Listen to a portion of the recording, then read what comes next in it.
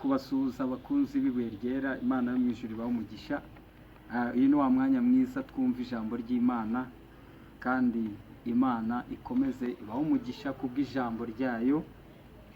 Uko mudukurikirana tugenda tubibona, niyo muduteye comment turabibona. Nkwibutse yuko nuzajya ujya ku rubuga rwacu waba utarakora subscribe, turakwibutsa mwene data kuyikora kugira ngo dufatikanye umurimo w'Imana. Imana iba iduhamagariye gukora, kandi ni na byiza kugira ngo nujya wumva icyigisho, kumva ijambo ry'Imana rigufashije, ukumva rihinduye ubuzima bwawe, nawe wajya urisangiza abandi kugira ngo umurimo w'Imana waguke.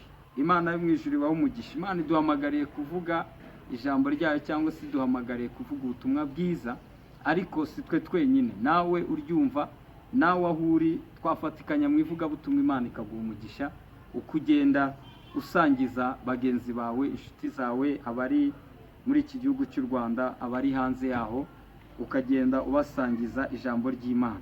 Imana rero iguha umugisha nubikora. Nyemera rero tuganire ijambo ry'Imana. Tugiye gusoma muri Yesaya ibice byaho 60. Turaza gusoma n'ahandi hamwe gusa muri Matayo 25. Ubundi bwo niho tugiye kuganira. Imana iduha umugisha. Reka dusome rero muri Yesaya ibice byaho 6, dusoma umurongo wa 1 n'uwa 2 gusa. Haravuze ngo, byuka urabagirane kuko umucyo wawe uje, kandi ubwiza bw'Uwiteka bukaba bukurasiye. 2 haravuze ngo, dore umwijima uzatwikira isi, umwijima w'icuraburindi uzatwikira amahanga, ariko Uwiteka azakurasira, kandi ubwiza bwe buzakugaragaraho. Amen. Imana ishimwe. Nyemerera nongere subiremo rimwe gusa. Byuka urabagirane kuko umucyo wawe uje, kandi ubwiza bw'Uwiteka bukaba bukurasiye. Dore umwijima uzatwikira isi, umwijima w'icuraburindi uzatwikira amahanga, ariko Uwiteka azakurasira, kandi ubwiza bwe buzakugaragaraho. Amen. Muri iri jambo nzanye ijambo rikomeye cyane rivuga ngo, iki si igihe cyo kuryama, ni igihe cyo kubyuka. Imana ishimwe cyane. Iki si igihe cyo kuryama, ahubwo ni igihe cyo kubyuka. Imana yo mu ijuru iguha umugisha. Wewe nkurikiye, ndagira ngo nkubwire ngo byuka, kuko igihe kirageze. Ntabwo ari igihe cyo kuryama. Wararyamye bihagije, warasinziriye. Sinzi igihe umaze usinziriye, sinzi ibitotsi umazemo igihe kinini, ariko nkuzaniye ijambo rivuga ngo iki si igihe cyo kuryama, ni igihe cyo kubyuka. Mu Kristo iki si igihe cyo kuryama, ahubwo ni igihe cyo kubyuka. Imana yo mu ijuru ikakumurikira. Imana yo mu ijuru ikongera kukumurikira ukareba. Maze igihe kinini usinziriye, maze igihe kinini uri mu bitotsi utareba, ariko nkuzaniye ijambo Imana impaye tugiye kuganiraho muri uyu mwanya mwiza. Mu izina rya Yesu ndakubwira ngo byuka. Byuka uve muri ibyo bitotsi urimo. Sinzi ibitotsi bikuriho, sinzi ibitotsi umazemo igihe usinziriye. Ndimva ashaka kuvuga kuri ibi bitotsi umazemo igihe kinini, kandi ntabwo uzi ko umukwe ari hafi. Ndagira ngo mbwire ngo iki si cyo gihe cyo kuryama, ni igihe cyo kubyuka, kuko umukwe yaje. Imana ishimwe cyane. Reka rero munyemerere tuvuge gatoya kuri iri jambo. Jambo riravuze ngo, byuka urabagirane kuko umucyo wawe uje. Maze igihe kinini kurabagirana ntawe. Umaze igihe kinini umeze nk'aho wirabuye. Umaze igihe kinini uri mu gikombe cy'ubwihebe. Umaze igihe kinini uri utwikiriwe n'umwijima. Sinzi umwijima ugutwikiriye mu Kristo unkurikiye, cyangwa se mwene data muntu nkurikiye. Sinzi ibintu bigutwikiriye, ariko Imana impaye iri jambo kugira ngo turiganireho mu minota mike. Byuka, byuka mwene data, igobotora ibyo bitotsi mu izina rya Yesu. Warabyukaga nijoro saa 9 ugasenga, ariko uyu munsi wa none ntukibyuka. Sinzi ibintu bigusinzirije, sinzi ikintu gitumye usinzira. Ibitotsi biguhenebereje igihe kinini, ariko Imana irimo iravugana nawe aka kanya. Wewe unkurikiye uri mu nyumva, byuka nonaha, ongera usenge. Wajya kubyuka saa 9 za nijoro, ukaganira n'Imana, wajya kubyuka ijoro ryose ugasenga, amanywa ugasenga. Ariko uyu munsi wa none sinzi ikintu kigusinzirije, ariko mwene data nkurikira unyumve neza. Ndagira ngo nkubwire ngo ubwo umukwe aje, ni iki gitumye usinzira? Byuka. Ijambo riravuze ngo byuka urabagirane, kuko umucyo wawe uje kandi ubwiza bw'Uwiteka bukaba bukurasiye. Ndagusengeye mwene data, cyangwa se turaza gufatanya isengesho rikomeye, ngusengera Imana, nkwingingira Imana, nkubwire ngo mbwira Imana ngo Mana, ubwiza bwawe nibwongere burasire kuri uyu muntu. Ubwiza bw'Imana bwigeze kukurasira, wuzura imbaraga z'Imana. Ubwiza bw'Imana bwarakurasiye, ugira ibihe byiza, ugira ubusabane n'Imana byo gusenga. Ariko uyu munsi wa none ntugisenga. Uyu munsi wa none sinzi ibintu totsi urimo, sinzi ahantu ugeze, ariko Imana irahazi. Niyo mpamvu Imana ikuntumyeho wakire buno buhanuzi. Mwene data, byuka kuko umukwe araje. Ntabwo ari igihe cyo gusinzira, ni igihe cyo kubyuka, kuko umukwe ari bugufi. Kuko umukwe ari bugufi. Mana ishimwe.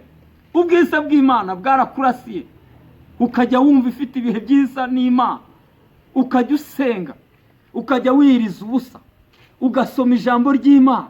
Iyo ubwiza bw'Imana bwakurasiye, ujya ufata igihe cyo kwihererana n'Imana, ugasenga Imana, ukabwiriza bikemera, ugasenga bigafata, isengesho ryawe rikagera ku Mana, isengesho ryawe rikazamuka nk'uko wamuririmbye 62. Ravuze ngo ndetse n'umwana muto uzi gusenga Imana nta kintu kizamutera ubwoba, ahubwo azafashwa no gusenga. Haleluya.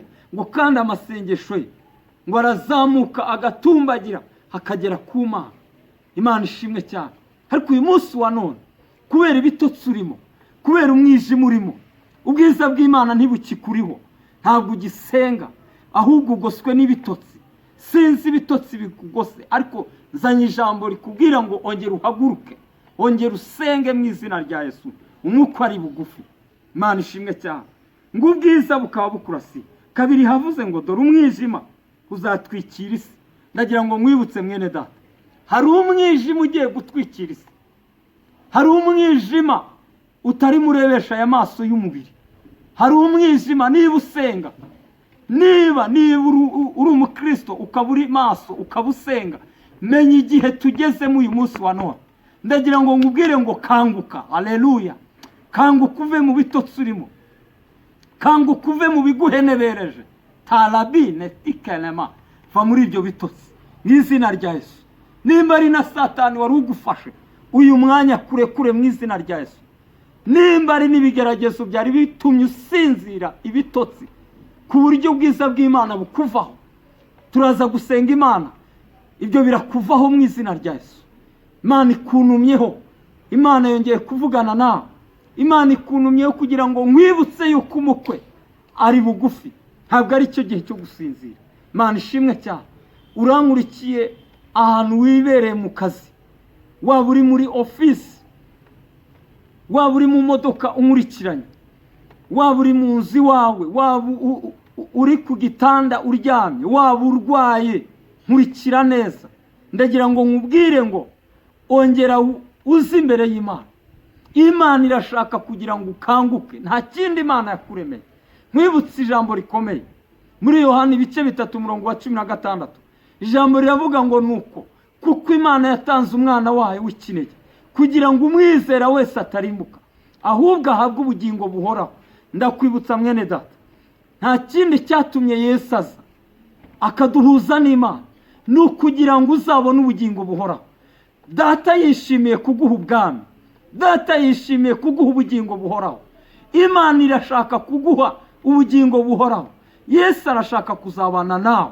Ndagira ngo ukanguke uve mu byo urimo mu izina rya Yesu. Ibyo bitotsi bikurekure, ubwiza bw'Imana bwongere bukurasire, mavuta y'Imana yongera gutembeho, icyubahiro cy'Imana cyongere kikugote, ubwiza bw'Imana bukurasire, inyenyeri yawe yongere yake mu izina rya Yesu. Jambo riravuze ngo nuko dore umwijima uzatwikira isi, umwijima w'icuraburindi uzatwikira amahanga. Hari umwijima w'icuraburindi ndi kureba ugiye gutera isi. Hari umwijima ugiye gutwikira isi.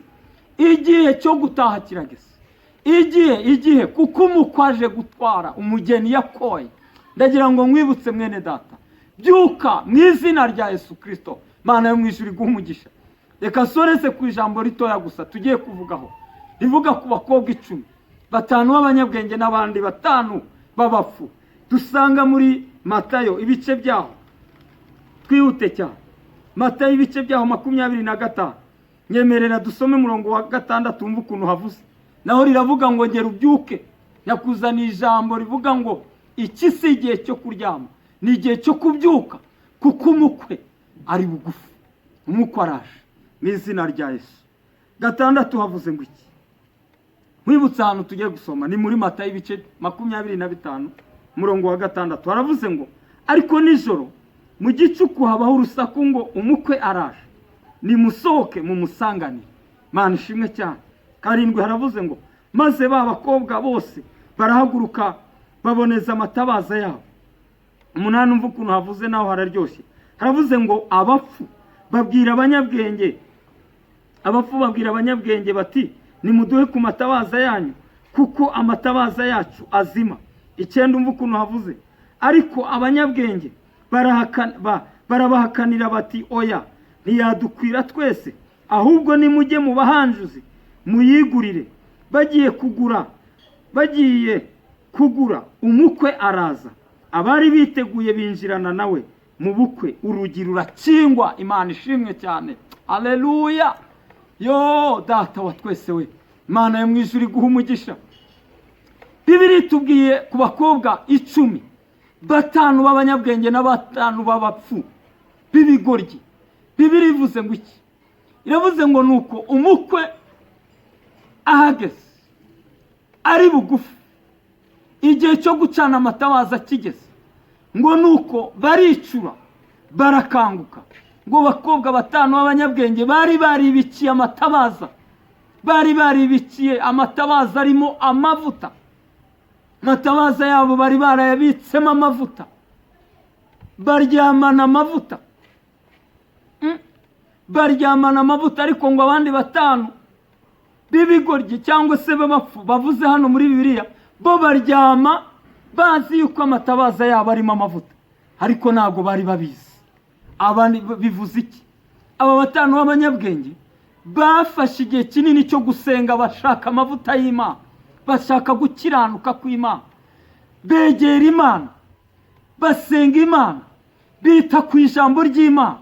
Ariko aba 5 b'abapfu b'abafafa, abangaba ni babandi bakeresa ijambo ry'Imana. Aba ni babandi bumva ijambo ry'Imana bakumva ntacyo ribabwiye, bakavuga ngo nubundi bwo barabarakure barasasa, ngo nubundi bwo nimuvuge muvuye aho ibyo muvuga muratubeshya. Mwene data unkurikiye, ntabwo ndimo mubeshya, nkuzaniye ubutumwa Imana ikuntumyeho. Irambwiye ngo si igihe cyo kuryama, ni igihe cyo kubyuka, kuko umukwe aje. Sinzi igihe umukwe agiye kuza, ariko Imana yambwiye ngo araje ari bugufi. Reka nkubwire, ashobora kuza uryamye uri mu bitaro. Imana yo mu ijuru ikugirire neza. Reka nkubwire, uyu munsi wa none wewe waramutse, nibwo buzima ufite, bukoreshe neza. Koresha igihe cyawe ufite neza, kiranuka, sabana n'Imana, kuko umunsi w'ejo ntabwo ari umunsi wawe. Ibyawe ni iby'uyu munsi, iby'ejo bizwi n'Imana. Niyo mpamvu utakagombye kurangaza. Ibikurangaza, ibigucogoza ni byinshi, ariko Imana yo mu ijuru ikuntumyeho imbwira ngo byuka, va mu byaha, senga Imana, egera Imana, kiranuka. Umucyo w'Imana nukurasire, bwiza bw'Imana bwongere bugutwikire. Haleluya. Lestikalema edekuta ya binstance. Ongera ubyuke bizina rya Yesu. Ngiye kugusengera Imana. Nuko ngo aba bakobwa 5 b'abanyabwenge, haleluya, Imana ishimwe, ngo baracana biremera, amatabaza yabo araka kubera yararimo amavuta. Ariko abanyabwenge biranga.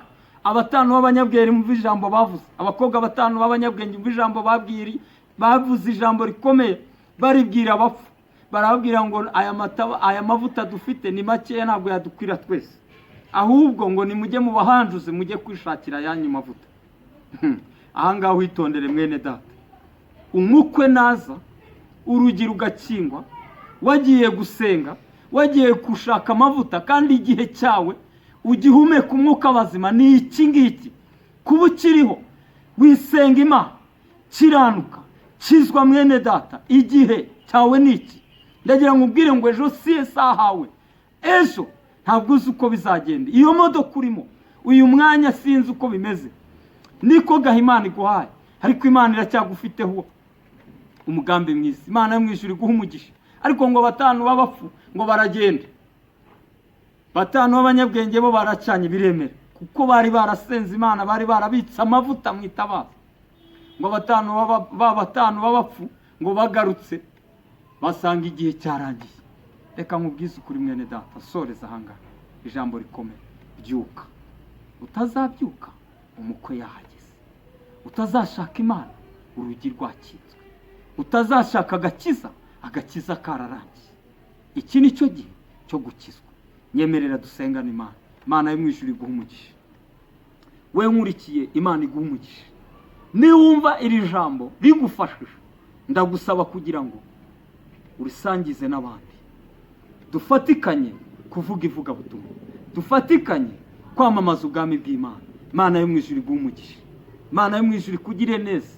Kandi ndagira ngo nkubwire ngo byuka mwene data, agahinda urimo kiguherana, ubupfubyi ufite ntibuguherane. Data niwe se w'imfubyi, Imana niwo mubyeyi wawe. Imana yo mu ijuru ikugirire neza. Iyi Imana ndimo nkubwira, reka nguhe ubuhamya gatoya. Natwe twabaye mu gihe kinini cy'ibitotsi, twari twarasinziriye tutazi Imana.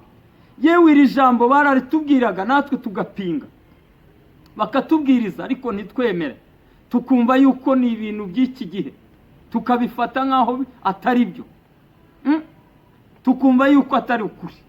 Ariko kubera Imana ari dufiteho umugambi, ubwiza bw'Imana bwatujeho, tumenya yuko iri jambo ari ryo kuri kandi ari ryo ritubatura. Mwene data, mugiriye inama. Natwe twari abanyabyaha, twari twarishwe n'ibyaha. Wenda hari igihe nzabaho ubuhamya, nkababwira aho Imana yadukuye, nkababwira aho Imana yankuye. Nari mubi cyane, ariko uyu munsi wa none ndashimira Imana yuko Imana yambatuye, yankuye mu bubata bw'ibyaha. Imana ingirira neza, inkuruza urukundo rwayo, iranyiyegereza kugira ngo nyikorere, kugira ngo nyivugire. Imana ishimwe cyane. Nawe mwene data birashoboka. Imana iguha umugisha. Ca bugufi dusengane Imana. Sinzi ibitotsi, hari ibitotsi by'ibyaha, hari ibitotsi byaguhenebereje, ariko ibyo bitotsi kubera icyo utabivamo, izo mbaraga zigufashe zikurekure mu izina rya Yesu. Ndategetse mu izina rya Yesu, wambaraga mbiwe, rekura, kuko uwo n'umwana w'Imana yacungujwe amaraso y'igiciro mu izina rya Yesu Kristo. Data yishimiye kuguha ubugingo buhoraho. Imana iguha umugisha, Imana ikugiriye neza. Ndabakunda cyane. Imana ikwishimire kandi Imana ikunezererwe. Tuzongera kuganira naho ubutaha. Shalom, shalom.